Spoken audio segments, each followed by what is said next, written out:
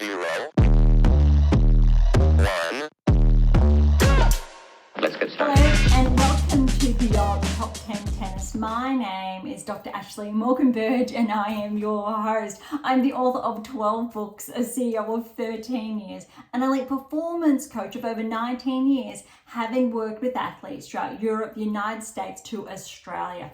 I am the world's leading scientist on coach and athlete performance, specifically behind how to develop a top 10 tennis ranking. My work includes everything from mitigating injuries to conditioning behaviors that set a player up long-term for the long game towards a top 10 tennis ranking.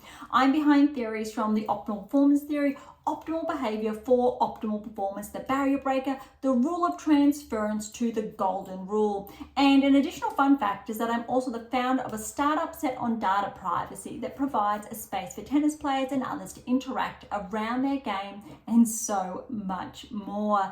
As has become custom, each episode we dive into the latest rankings and results on the WTA and ATP tours and deliver new data implications as shared in my latest release, How to Develop a Top 10 Tennis Ranking, with over 100 episodes now to date. Today's insights play its own role, like so many other episodes, in developing the player, parent to coach for that road ahead towards that top 10 tennis ranking. So, as always, buckle in and enjoy the ride. All right.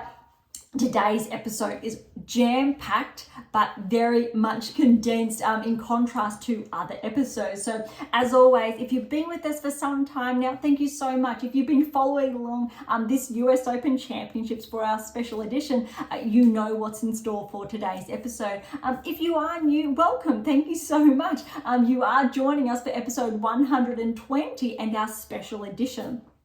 We started our special editions, I think, whether it was this year, the Australian Open, but definitely I will say French Open, Wimbledon Championships, and now obviously the US Open Championships, and we did a special edition for the Olympics as well. Some of them are longer than others. We do a number of, rather than just that 1 to 2 episodes a week. We used to do those 2, now the 1, with obviously the live rankings as they come out every week. We've taken a couple of changes of pace, if you like, this season as we find our feet to see what works best for you. So if you do have feedback, please send it through. It's always welcome, because at the end of the day, I'm here hosting Beyond Top 10 Tennis for you, rather than obviously being behind my works, whether it is the latest one, How to Develop a Top 10 Tennis Ranking, the 7 keys also in the background. But I really wanted to share today as well, because I did mention this in our previous episodes, the What Is Your Game Missing series. These are original covers, so if you do look on AM8 International, Amazon, you will see these covers have been updated. What is your game missing? The scientific truth in breaking down tennis's elite. This is a really big one, very powerful. The second one in that series is What Is Your Game Missing Now? That was actually the #1 book worldwide that year when it came out. To read out. So that's definitely a must read, but I always recommend the one prior to that to really, I think, better ascertain obviously what's involved in there. And then as the third one, what is your game missing to win? How tennis forms the blueprint to remove youth and elite injury with new identifiers to solve replicated success for the best tennis players in the world. Sometimes I get quite carried away with my titles, because there's so much involved that I want to give you the best, I think, descriptive of really what's inside each and every one of these texts. Sometimes I'll say I get it right, other times maybe I don't, but I think that's for me, I like to say I'm continuously learning, and I think I really want to make sure I am to put me in a better position, if you like, to relate with each and every one of you, because I'm here to help you learn, whether it is to get a top 10 tennis ranking, win that Grand Slam, solidify your place inside the top 10, so much more, or mitigating injuries, learning the pathway towards that top 10 tennis ranking, understanding why some of the best players in the world do not make the semi-finals, finals of Grand Slams, and why others do. And obviously the metrics that correspond with that, so the data but also the key patterns and why some players move a certain way and it correlates with that ranking and others not so much. I think one of the biggest, learning curves that has come out of all of this work, and one of something that can be really confused with data and science across the tennis landscape, is people might say that data is already used in tennis. Of course it is. This is very different. Data typically in tennis these days is decisional based, where you get your percentages based on your opponent and your own game of where that shot is going. How many times did my forehand go that way? How many times did my forehand go that way? How many winners and errors, unforced errors came off my backhand? What was my serving percentages and so forth? Also look at your opponent's metrics or data points as well. All completely valid, and how the game has progressed. The data I talk about with Beyond Top 10 Tennis, it's very different, and it's clearly player specific. It's not about your opponent. It is, but when we're looking about the 8 keys, so again, those of you familiar, 7 keys, and obviously my latest one, the byline there is the power of the 8th key. And I've been able to break it down when you're looking at how powerful tennis has evolved and building the next generation of play, that top 10 tennis ranking, winning a Grand Slam multiple times, so replicated success, through or down to 8 specific keys. And it means, and again, 100% backed by science. So this is again what the science has told us. And again, it's based on real life tennis players inside the top 100 on the WTA and ATP tours, and at a specific point in time, their coaches as well. And the coaches' sides in this one as well, a lot of the qualitative data, other ones are the quantitative data, but that's just one side. There's so much more. That's probably only half the side. There's so much more that's come out of that with the numbers. But what it tells us is, if you're not doing this, this is why you're losing. If you're doing this, this is why you're winning. And it's player based around your technical parameters, around specific relationships, dynamics, etc. So there's a lot of moving pieces in a player's game, and it's not just what happens on court, it's also off court that's involved as well. Why some players can perform exceptional, but they don't get the results, and how it's really wrapped up inside all of that. And why the 8 keys are absolutely fundamental. Whether you are a tennis player or you're aspiring to become one, this is essentially the new frontier, or the next frontier of tennis and performance, and how to get there. Also, obviously, mitigating injuries along there as well, to make sure you have longevity at the top, because I'll say one too many players are at the top and then they do suffer an ailment in some way, shape or form. Really important, and that's where it is very different. It's not about your outcome on court, it's about what you do in your own game behind the scenes, what you're really working on integrating on the practice court, and then how that transfers to those results. Very profound, very powerful. And why, and I did share this I think in our previous episode, maybe not as coherently as I would have liked to, but again, why once upon a time I spent the very early part of my career coaching, becoming the most qualified coach arguably in the world, working with athletes, whether it's Australia, Europe, United States. I played through in the NCAA, full scholarship, but I was an elite coach at the same time. I started very young, learning how. It was almost an innate ability. And I share that because I guess some of us, I will say this, and I'm a little bit surprised I will say I'm saying this, but I try not to hold back from each and every one of you. It's a calling in a matter of sorts, and I realized that I was having very profound impact with my athletes, and I do share about this in a lot of my books, that I went from having players that had never won 1, 2, 3 rounds at a tournament before, and all of a sudden they worked with me for less than 1-2 weeks, and I got them to start winning their first tournaments and their first titles. It was a very profound experience, and that happened to me in my very early 20s. I went on, obviously, there's more of this on AM8 International about, click down on Dr Berge. But I knew there was more. So that's where that doctorate came in, and very rigorous research studies, protocols involved in that to get to this point. And then I did share in our last episode that my health took a little bit of an unfortunate turn.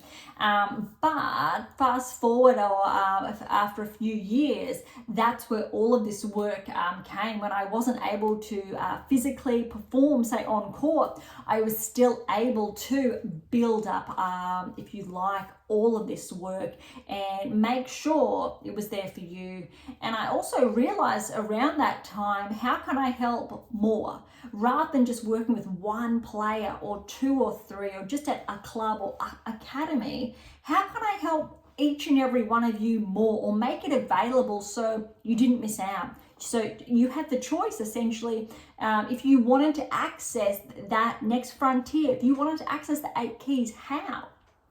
And that's essentially where those 11 books come into play. Obviously, there's one in there, so the number 12, that is my fictional release. So that's 11 books that really showcase what it really takes. Obviously, to complement all of that is we're here, Beyond Top 10 Tennis, to share with you, I think, different intricacies around, obviously, this body of work. And most excitingly is what I'm currently working on. And I have shared little snippets in previous episodes, whether it is our special editions or not, that I am currently working on the next release, which will be number 13. But essentially, it is a roadmap. A way to navigate these 11 texts, all of these 100 and plus, 120 now episodes, and how to put that all together without getting too overwhelmed, and to build that into your essentially your daily or weekly schedule to get you towards where you want to be. I'm very excited because that's probably only 50% of it. The other 50 is a lot of work still involved in there. And that's something I have been focused on. However, not the past fortnight. The US Open has had my absolute full attention. So I think without further ado, let's dive in, because typically, previous special editions, I would wait until the semifinals have been done, but I really wanted to wrap up the quarterfinals. And the latest one, obviously the Medvedev match, it literally just wrapped up a couple of moments ago. And it has been a very, very long day.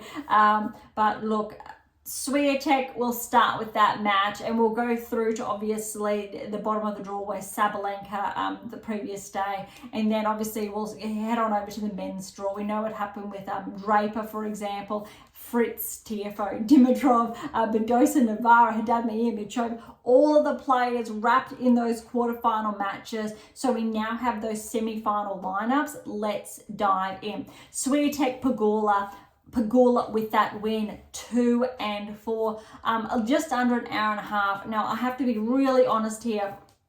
I could say this is the best I've seen Pegula play, but in all honesty, it was almost like Pegula was on the practice court just hitting her shots.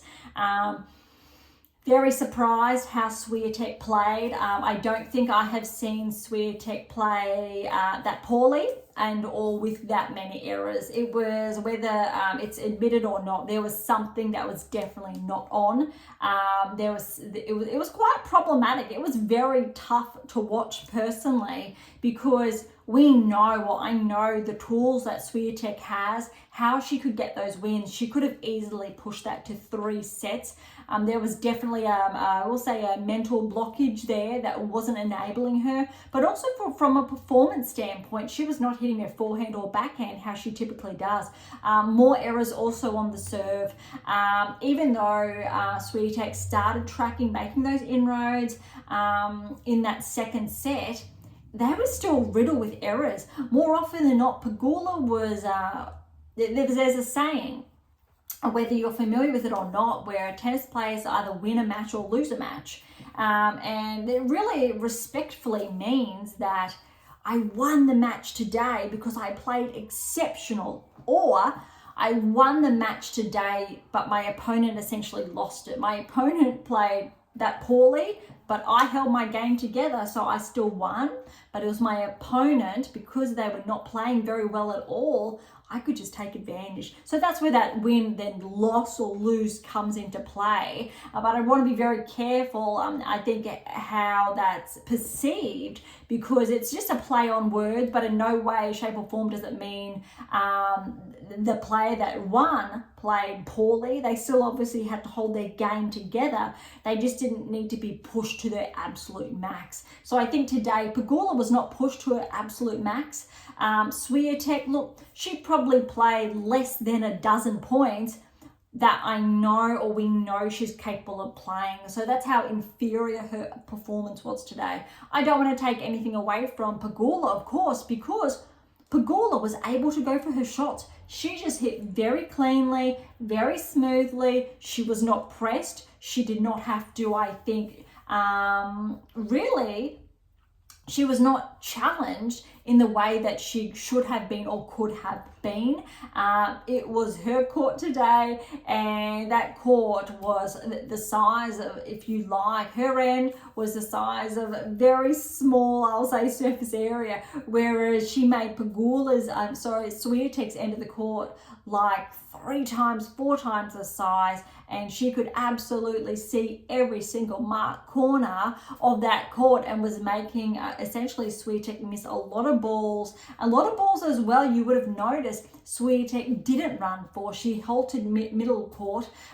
Typically I would have seen something just did not seem 100%. Now look, it is a bit surprising, because we know, look, and I shared this in yesterday's episode, as I just have a look at these numbers here.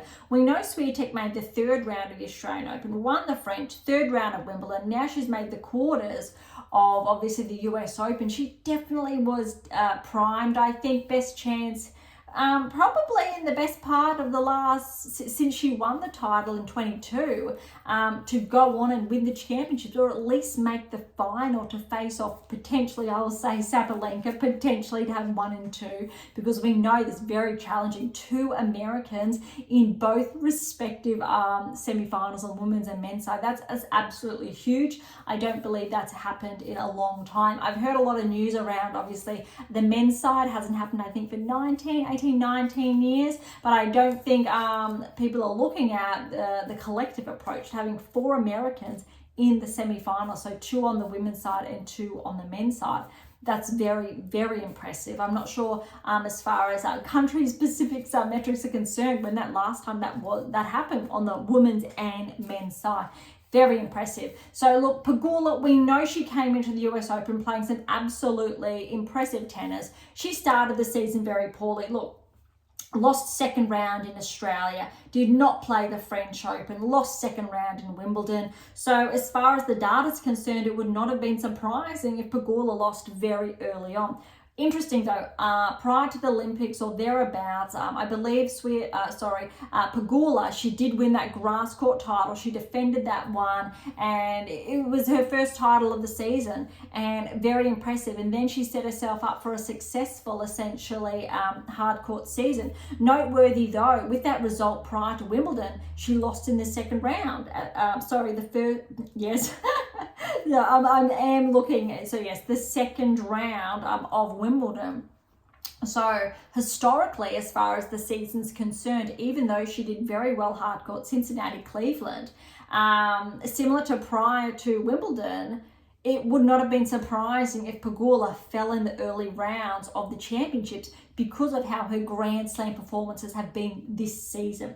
Really important, historically, Pegula has made, this was her 8th quarterfinal appearance. So she has been making those quarters, but this season, and I've shared this all season, that Pegula's ranking did not correlate with her results at the Grand Slam level because of this.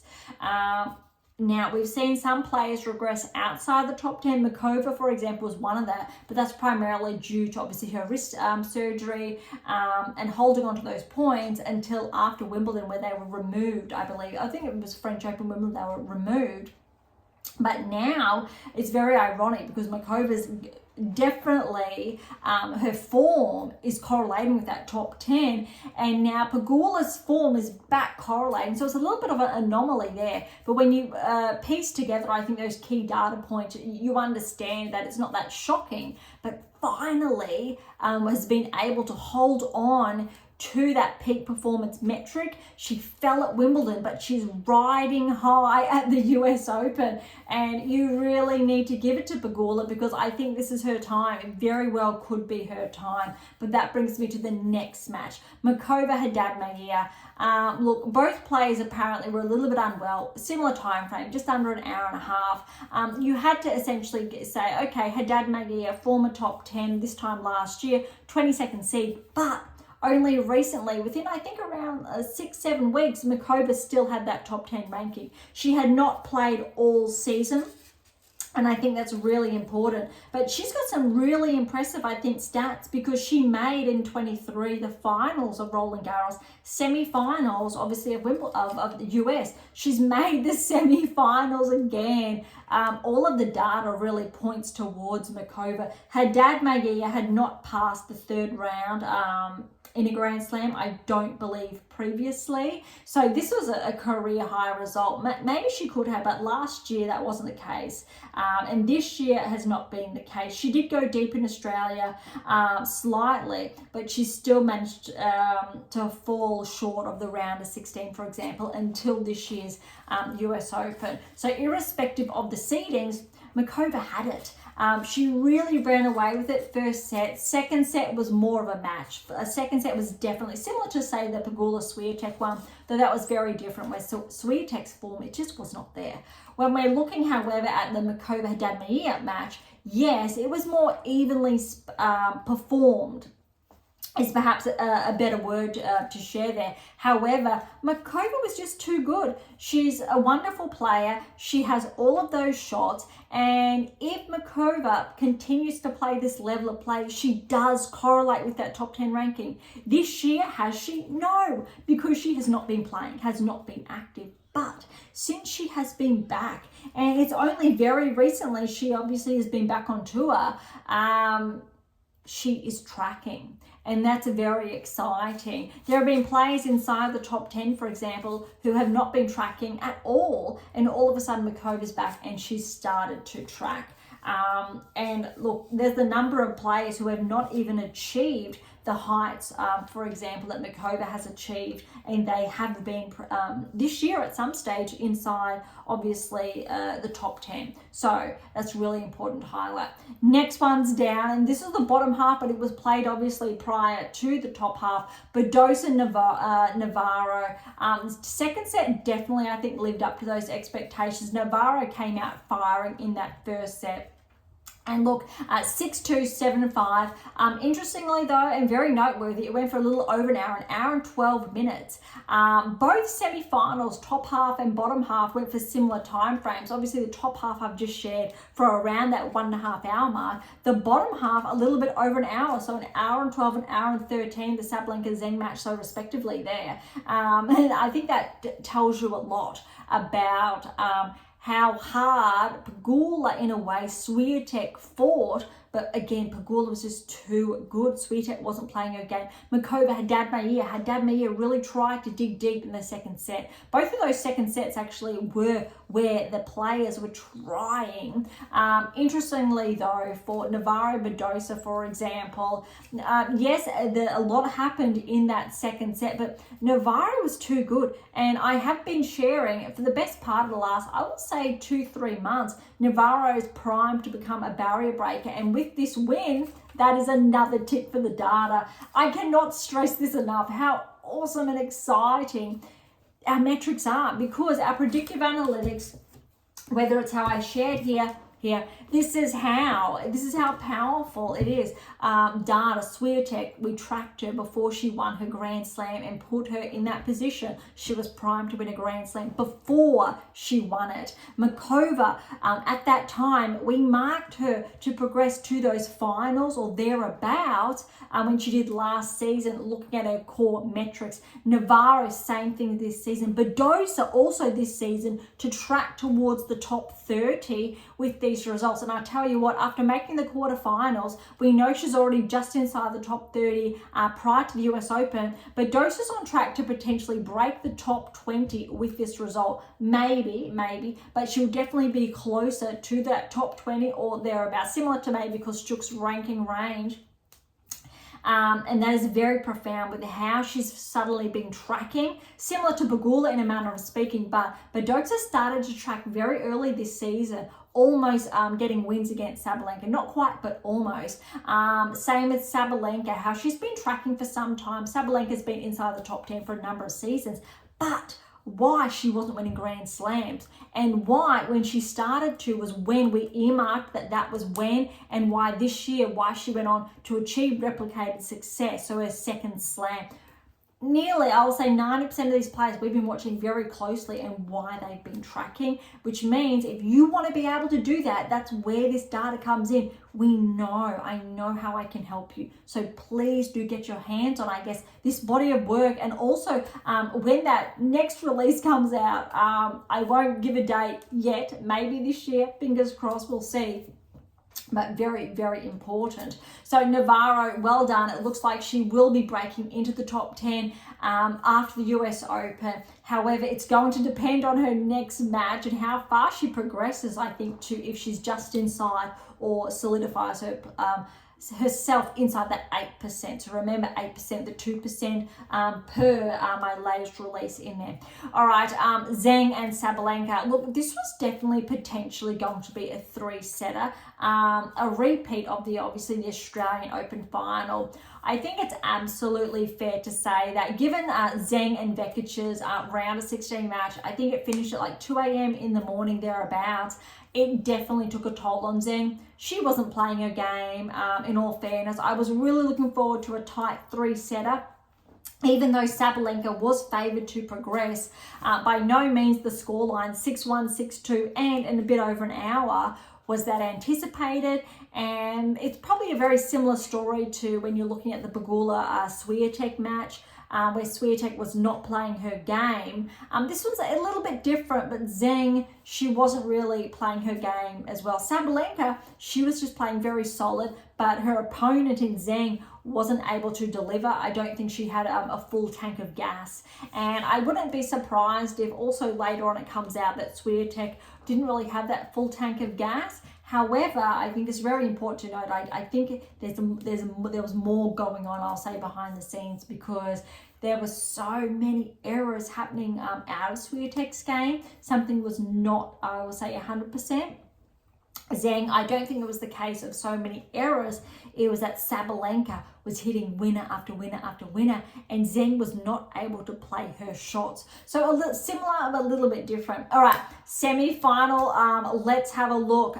We've got Pegula and Makova, Navarro and Sabalenka. So let's fast forward, for example, a week. Or next week when the rankings come out. All of these players are top 10 players, potentially. Makova, okay, let's go back 3 months when she was ranked inside the top 10. Let's fast forward a week and Navarro was ranked inside the top 10. So if you look at, I think, the broader picture, we have all top 10 players in one way, shape or form in the semi-finals.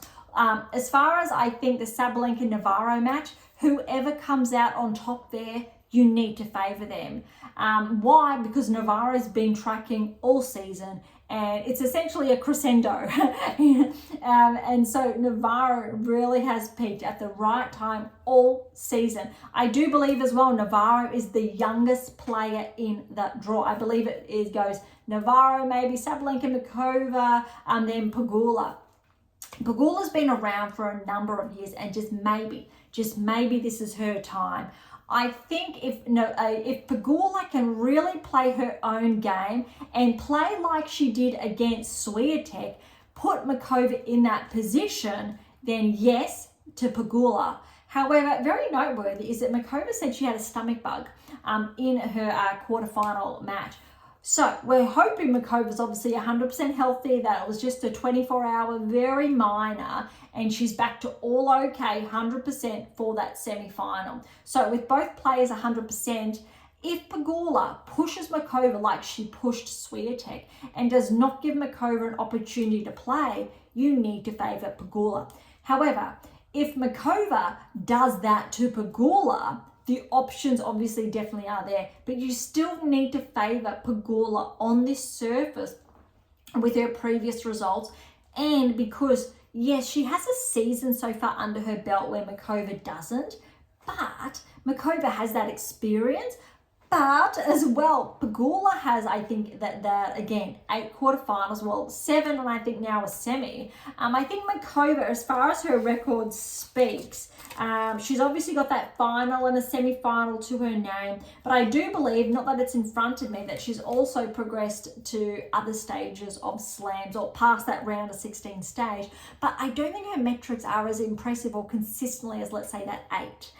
It may be maybe 4 or 5 post round of 16 in the past couple of years, but it's definitely up there. So both of these players are fairly evenly matched, and it's going to be very, very interesting to see who does progress. Either way, I do believe potentially, very potentially, Pegula may very well pass, I will say, Rybakina in the rankings. Maybe or maybe not, because Rybakina so far this season has made a second round, quarters, semi and second round. However, Pegula second, not play, second and now a semi-final. Or more likely we could say number 5, but I'm probably going to say no to that, because number 5 is where Paylene is at, and she's got 2 finals and a round of 16. I would anticipate, in all fairness, for Paylene to be bumped up to number 4 in the world. Potentially Rybakina will hold her spot. Pegula will hold her spot at number 6, depending on the outcome. There could be a bit of a shuffle there. In all fairness, though, Gauff hasn't been able to defend her points from last season, so she might be the player to bump back, unfortunately, despite Gauff still having a very good season, 2 semi-finals and 2 round of 16 results. So it's very tight. One player that should be bumped from 7, I would say, is Zheng. She may still be inside the top 10 with this quarterfinal result. She did make the quarterfinals at this stage last year. That said, Zheng has a final, third round, first round, and a quarterfinal. So when we're looking collectively at all of, let's say, the top 6, 7, 8 players, Zheng is obviously at that later end. Although she's got that final result, but the consistency is not there. Olympics, unfortunately, don't count, or they're not factored in, obviously, into rankings. So unfortunately, we know Zheng has that, which is huge, but that's not factored in, obviously, to the data, because not a full playing field. Not all players, obviously, not that they weren't there, but how it doesn't factor into the rankings, which means there's no interrelationship that we can obviously look at more closely. So obviously Krejcikova did not progress, and Ostapenko did not progress, Sakkari did not progress. That rounds out the top 10. Collins was 11, doesn't progress. 12, Kasatkina did not progress, and 13 is where Navarro obviously is at this point, seeded 13, and why it's quite easy for her to surpass those players. So it'll be very interesting to see what the rankings look like. Well, in a couple of days now, when they do come out fresh, but we will definitely have some changes, but there probably more likely still will be 1 or 2 anomalies, but I'm really hoping it's more tight-knit compared to, I think, mostly how it's been this season. But look, either way, Navarro or Sabalenka, irrespective, I think, what player progresses, you could favour any player here. Makova's made a final before. Sabalenka's won before. Multiple Grand Slams to her name. Navarro, Pegula, they've never reached this stage of a Grand Slam. Never. And that's huge. Which means on paper you could favour Makova and Sabalenka both to progress. Or we could have a very big upset. And if any player is going to upset Sabalenka, you need to give Navarro the chance. She's already gotten the win over Gauff, so you need to give Navarro the chance there. Same with Pegula, you need to give her a chance. You only make that semi-final once, or it's the first time, so you want to make the most of it. So either or, you really can't call it. The data is really going to go with potentially Navarro, in all fairness, over Sabalenka. It's very tight, and it's probably a 49-51 in all fairness. It is incredibly tight, those two. The other side, however, you need to favour probably Pegula. It's probably 70-30.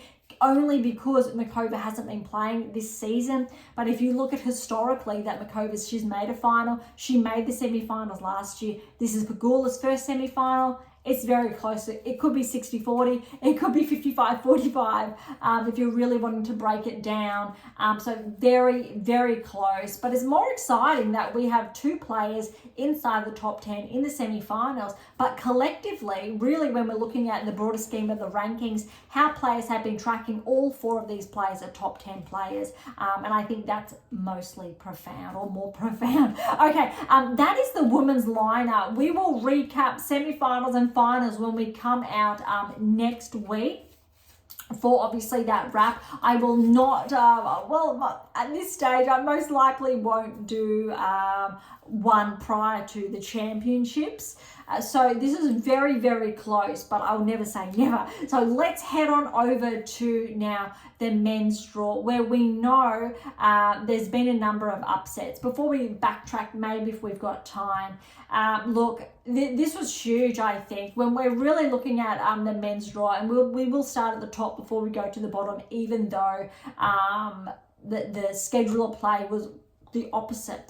Let's start with Sinner Medvedev. This scoreline was definitely not anticipated. I was really buckled in for a 5-setter or a couple of tie breaks, a couple of very close 4-4s, 5-5s, and I don't think the scoreline went anywhere to anyone what it was anticipated. Only maybe that fourth set, 6-2, 1-6, 6-1, 6-4. So Sinner, look, he just came out of the blocks firing. Got that first set before I think you could even blink, 6-2. Second set, before you even knew what was happening, I believe Medvedev was up 4-love, 6-1.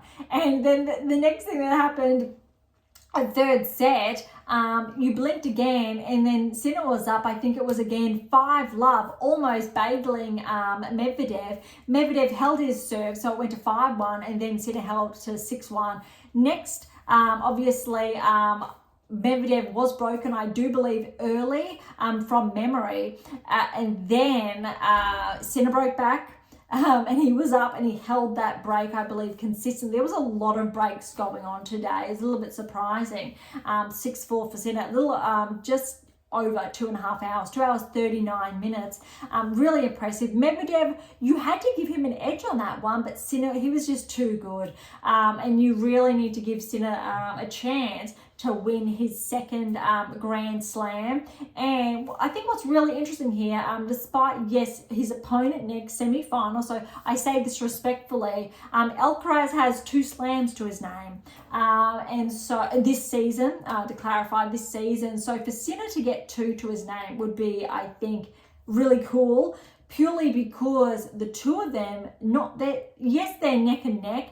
However, Sinner's actually performed better than Alcaraz in other tournaments this season. He's performed better than Djokovic this season. Arguably, the only player that's come close may be Medvedev and Zverev. And Dimitrov has played very well this season as well. So that's potentially up for contention. But I think that's really important to note. Semi-finals and quarterfinals for Sinner in between. And when we're looking obviously at Medvedev, he's got a final, round of 16, and a semi-final and a quarterfinal, which is huge. Djokovic, semi-final, quarterfinal, final, third round. Alcaraz quarters, had one and then a one and then a second round. So obviously they ran out of gas, I would say. But obviously the Olympics has been, I think, considered as the event that has contributed to both those players lulling. Maybe that's the case for Swiatek as well, although I would say different circumstances. She did have a huge lead up to the French. She didn't really have much rest, whereas I would arguably say that both Alcaraz and Sinner had those rest periods when they had those little injuries, ailments prior. Sabalenka obviously had that rest period with obviously that injury that put her out for a little bit. So it's kind of interesting how those injuries had played out to help those players later on. Maybe not right now, but on the women's side, yes, arguably that extended rest break for Sabalenka really helped when Swiatek was still actively playing. That's probably food for thought there. All right, next lineup was a very, very surprising, because Draper Again, and I can't say this enough, career high ranking, started the year at 61. He has not been tracked this year because he has not made the round of 16. Australian Open second round, French first round, Wimbledon second round, has not been tracked at the Grand Slam because of those results. You need to get to round of 16 before obviously you are tracked. And I was just looking through these texts before we went live today, so that What Is Your Game Missing series, and there are players in there that obviously are no longer even inside the top 100, but they are there because they made the round of 16. But so when you're reading it, you can differentiate what players have been doing consistently and why one player may only make a round of 16 just once and why. Really important, because you need to repeat those results. You need to learn from those mistakes, learn from what others are doing really well or not. So there's a balance there or a contrast.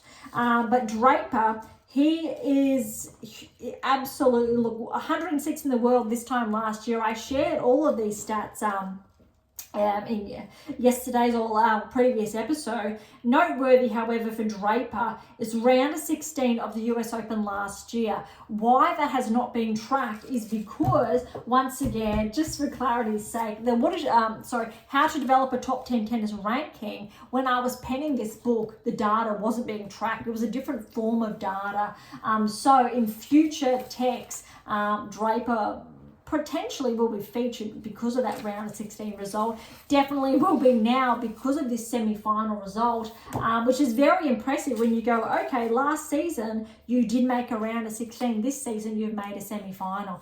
Very impressive, although we want this to happen more frequently at the Grand Slam level opposed to once a season. But this is probably most likely going to crack Draper inside the top 20 because of this result. But we need to see that consistency. It would be a very big anomaly if Draper bounced into the top 10. We need more of this data at the Grand Slam level, but before we get to that point, you need a favour sinner. Draper, however, he played a huge game against Alex de Minaur. 6-3, 7-5, 6-2, a little bit over 2 hours. Very, very unusual match as well. Not what was anticipated. If anything, the scoreline would have been the opposite for Alex, in Alex's favour. If that, I would have looked at maybe like a 2-2 and a 3 potentially. That's how well Alex was favoured. He'd won all of their previous meetings. So very surprising. I don't think Alex was 100% healthy. You could see his movement. It was not the same. But you know what? All credit to Alex. He is absolutely phenomenal. Why? Because you know what? Zero excuses. In his press conference, Alex did not say or take away anything from Jack. And you need to give him credit, because that's huge. It would have been heartbreaking. Alex literally had the best chance, I think, to progress, not only to potentially face Sinner in the semi-finals, but to get past Sinner. I would have given Alex potentially a shot. You have to give, if there's a top 10 player playing well this season, yes, Sinner, but yes, Alex as well. In 2 different games, it would have been a grind for Alex, but you need to give him a shot. So really heartbreaking for Alex, but just maybe he can go one further in Australia. And I know this, it would mean the world to him to win, obviously, in Australia. So I really hope he peaks then, takes that time to recoup between now and obviously January. Obviously, that's an extensive period, almost a quarter, but it's huge. They've all had a huge schedule, and I do hope a lot of these take that time off. All right, next match, we'll get back to the Sinner Draper shortly. Fritz and Zverev, this was really big as well. Probably anticipated this going to 5 and longer, but look, went for just under 3.5 hours, 3 hours, 26 minutes, and Fritz, I did say I was going to favour Fritz slightly. 7-6, 7-2 in that tiebreak, 3-6, 6-4, 7-6, 7-3 to Fritz in that tiebreak to close it out. Fritz played good.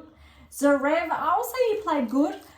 Fritz just played better. I believe Zverev's serve was not where he may have liked it to be, but by no means was it bad or horrible. Fritz, however, was the more consistent player, and I think that was the difference, especially when we're looking, say, at the women's side. There was so much separating those players, huge differences. But this one, for example, Fritz and Zverev, it was very close. Fritz, I think, played the best match he's played against Zverev to make his semi-final, and I do believe it is Fritz's first semi-final he's made. I think he could have made a quarterfinal previously, but not the semi-finals of a Grand Slam. I believe he's got a number to his name similar to Pegula, so this was a very big breakthrough for Fritz. Tiafoe is the same, so Tiafoe and Dimitrov 6-3, 6-7, 5-7 in that tiebreak, 6-3. 4-1. If you did watch it, unfortunately, you could see Dimitrov was struggling in that fourth set early on. I think it was around 1-1 or 1-1. Then Dimitrov called the trainer around there. He hung in there, but it looked like his hamstring was causing him a lot of grief, and he just wasn't able to stay on court to close that out.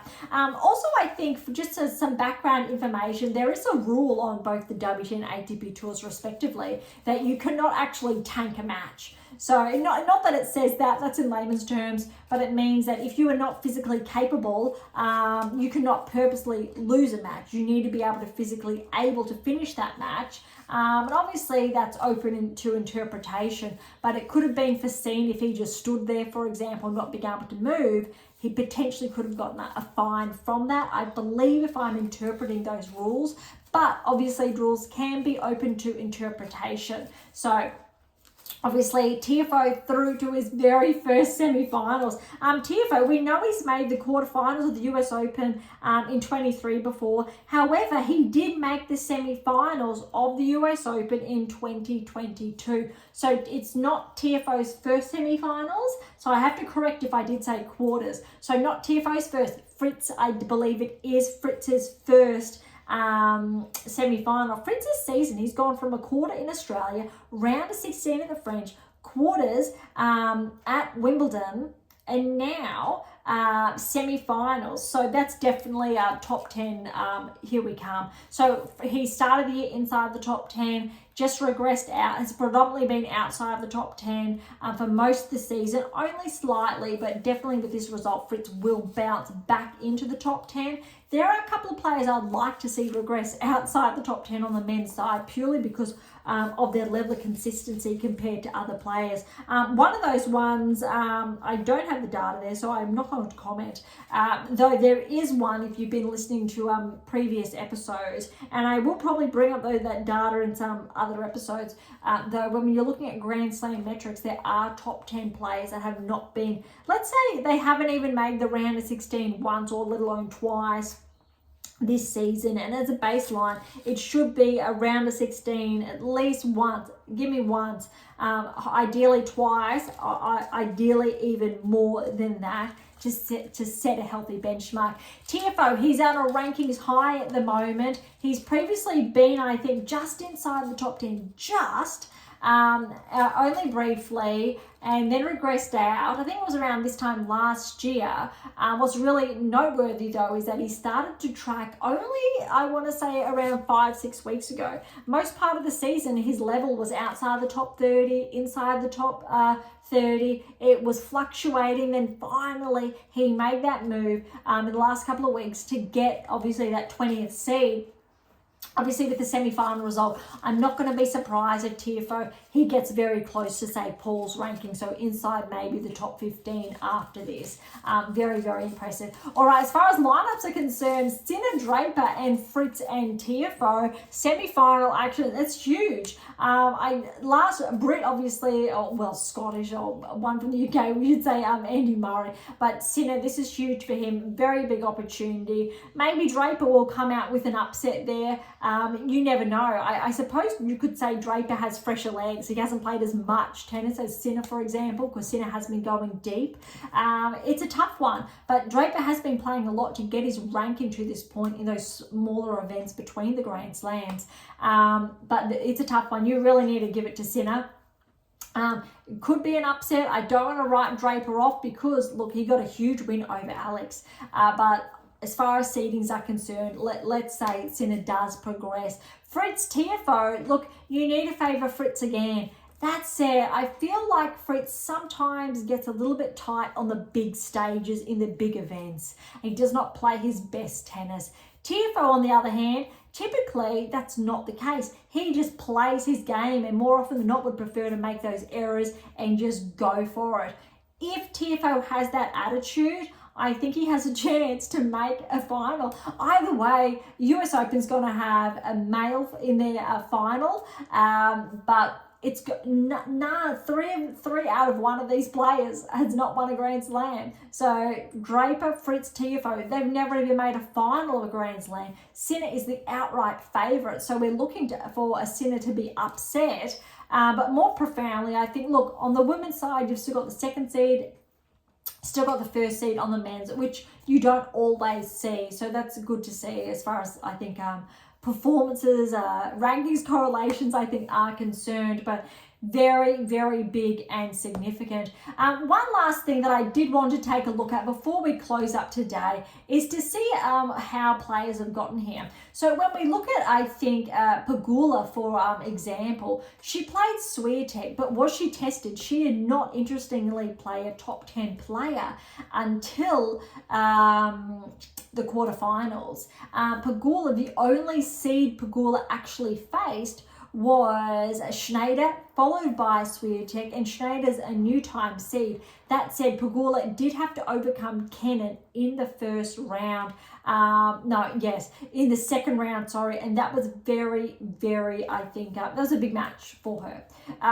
Very tight, nonetheless. So it hasn't been that smooth sailing. Clarify, there's been a tie break there, but Pegula has not dropped a set, which is very impressive. Makova, she did, however, Makova has not dropped a set either, and that's very important. Second round, Makova got that win over Osaka, but other than that, Makova, the other seed she had to overcome was Paolini. That was very, very, I think, significant. Had to get through Osaka and Paolini to get to this point. Obviously, then her dad Maia. So Makova's actually had the tougher round, if you look at it, in contrast to Pegula. A little bit interesting from that perspective. As far as Navarro is concerned, look, she's won against Gauff.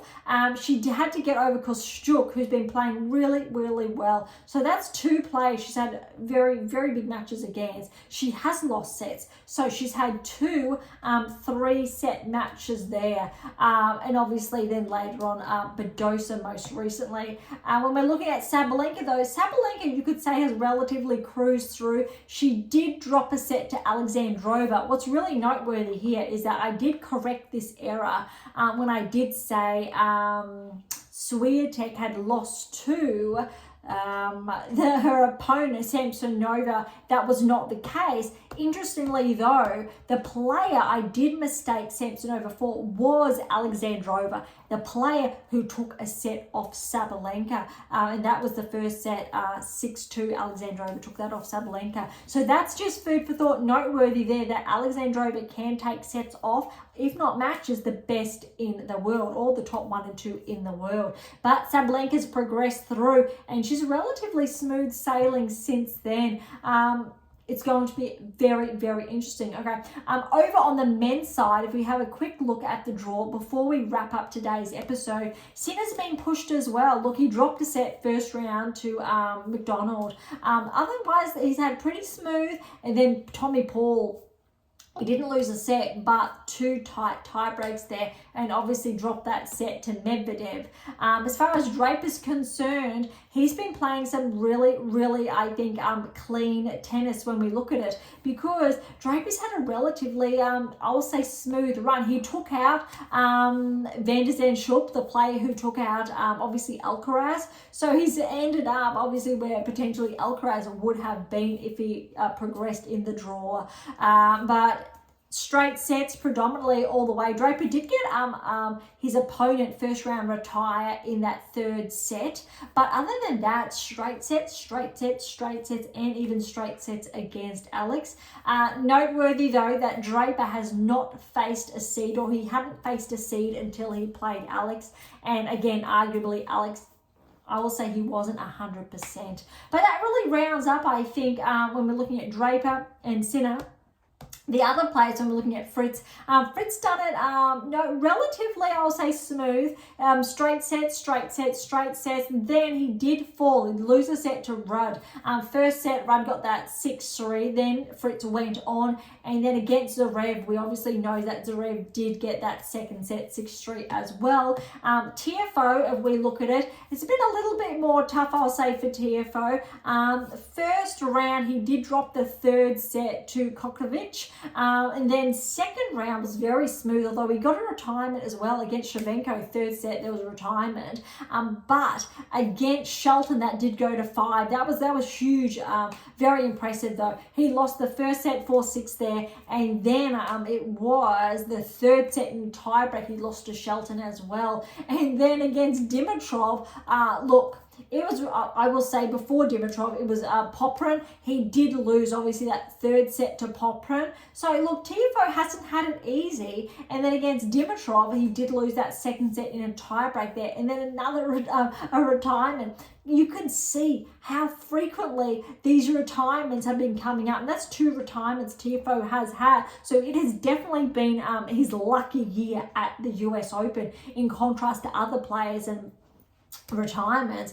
But that's what I guess also my work is talking about, or really I think knuckles down on, is that you're still getting these injuries at the Grand Slam level. And if you are one of the best players in the world, when you integrate the 8 keys, you really mitigate the likelihood of sustaining an injury. Really, really important. Okay, that really wraps up today's episode. That was a lot. We did go a lot longer than anticipated. That said, today I really did try to share some additional insights, because I knew we had a little bit more time up our sleeve with only, I will say, a quarter of those matches really to discuss. So thank you so much for listening. To grab your copy of my latest release, how to develop a top 10 tennis ranking, the power of the 8 key, or the 7 keys there. It's actually the 7 keys to optimize your life, using tennis to develop behaviors that deliver optimal performances in play and in life. A little bit of a mouthful. It's all about tennis, but there are sections at each of the end. I'll start again. There are sections at the end of each chapter that then take a little bit of time to share how it's applicable in life. The specific keys of those 7 specifically, because the latest one, it took essentially a whole text to unravel what the 8th key is. Very, very profound. Anyway, to grab a copy, AM8 International, you'll see books tabs, they're all there. Or Amazon, so irrespective of where you're based in the world, you can get your hands on it. Grab a copy. For any comments or questions, head to AM8 International or Topic Thread, the social platform set on data privacy, or leave comments directly on YouTube or Spotify. To interact with Beyond Top 10 Tennis, head on over to AM8 International, or you'll see all our social handles in the episode notes. To catch up on our blogs, head on over to AM8 International and look for our blog tab, or head on over to Substack with all links in the episode notes. For something different, head on over to Pink Octopus Books. That's where my fictional release is, just in the background over there. For something left of field, visit Spruik for some random polls. And of course, if you enjoyed today's episode, please subscribe, like, share, and do all of the above would be absolutely phenomenal. As always, for those of you who are interested, we do have scholarships available on AM8 International, as well as options to work with me exclusively to optimize your performance and to nudge you closer towards whether it's that top 10 ranking, that next Grand Slam metric, or achieve replicated success. Either or whatever you are, I think, what's on your radar. So don't be shy and come and say hi. I really look forward to it. On that note, thank you so much for listening. I'm so incredibly grateful. I am your host, Dr. Ashley Morgan Berge, and this is Beyond Top 10 Tennis.